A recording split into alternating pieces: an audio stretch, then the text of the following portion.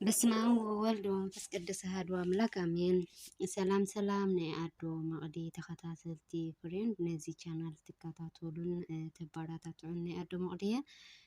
ሸር ሰብስክራይብ እናገበርና እስኪ ንዘልብ አንቆልዓ ነበራታታዕያ ንሎማዓንቲ አላትኒ ዋሕስ ትብል ናይ ንስሐ መዝሙር ንምዝማር ሓቢርና ንዝምር ብስመ ስላሴ አላትኒ ዋሕስ ድንግለይ አላትኒ ዋሕስ ድንግለይ ኣብ መከራ ስደት ትኾነኒ ፀግዒ ኣብ መከራ ስደት ትኾነኒ ፀግዒ አላትኒ ዋሕስ ድንግለይ አላትኒ ዋሕስ ድንግለይ ኣብ መከራ ስደት ትኾነኒ ፀግዒ ኣብ መከራ ስደት ትኾነኒ ፀግዒ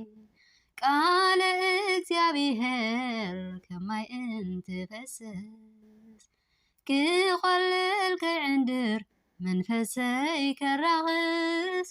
የመና ተጣሒሰ ንነፍሰይ ክወቅስ ስቓይ በለትንን ኩናትኒ ዋሕስ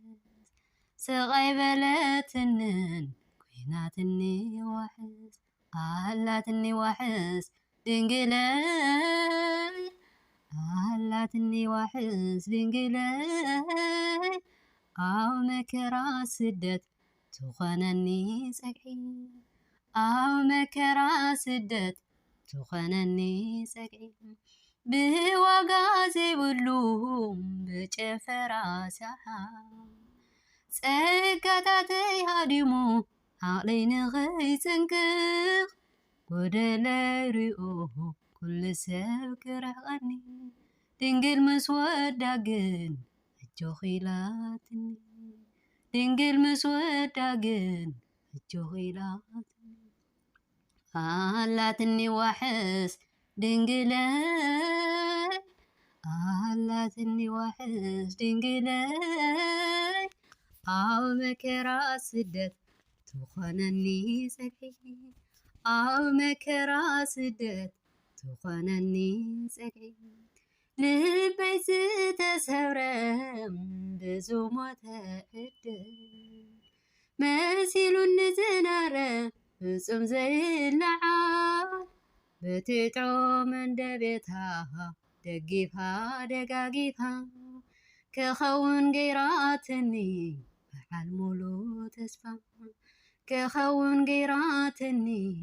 በዓል ሙሉእ ተስፋ አላትኒ ዋሕስ ድንግለይ አላትኒ ዋሕስ ድንግለይ ኣብ መከራ ስደት ትኾነኒ ፀግዒ ኣብ መከራ ስደት ትኾነኒ ፀግዒ ካብቲ ናይ ትማሊ ሎሚ ይሕሸኒ እቲ ዓብይ ፀጋ ትርጉም እምነት ኮይነኒ ከምቲ ንፅሪ ማይ ናብ ወይኒ ዝቐየረ ንዓይ እውን ተርህወለይ ካብዚ ኩሉ ገርተት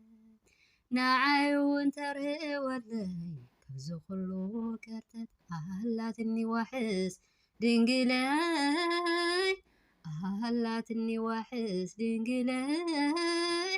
ኣብ መከራ ስደት ትኾነኒ ፀግዒ ኣብ መከራ ስደት ትኾነኒ ፀግዒ አባ አባ ገብረ መንፈስ ቅዱስ አባ አባ ገብረ መንፈስ ቅዱስ ሃበ አምደ ወርቅ ሃበ አምደ ወርቅ ስሙ ጽሑፈ ሃበ አምደ ወርቅ ሃበ አምደ ወርቅ ስሙ ጽሑፈ አባ አባ ገብረ መንፈስ ቅዱስ አባ አባ ገብረ መንፈስ ቅዱስ ሃበ አምደ ወርቅ ሃበ አምደ ወርቅ ስሙ ጽሑፈ ሃበ አምደ ወርቅ ሃበ አምደ ወርቅ ስሙ ጽሑፈ አባ አባ ገብረ መንፈስ ቅዱስ አባ አባ ገብረ መንፈስ ቅዱስ ሀበ አምደ ወርቅ ሀበ አምደ ወርቅ ስሙ ጽሑፈ ሀበ አምደ ወርቅ ሀበ አምደ ወርቅ ስሙ ጽሑፍ ያብጽሐነ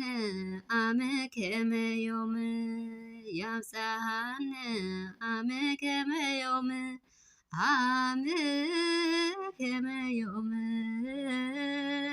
አመ ከመ ዮም እግዚአብሔር ያብጽሐነ አመ ከመ ዮም ያብጽሐነ አመ ከመ ዮም አመ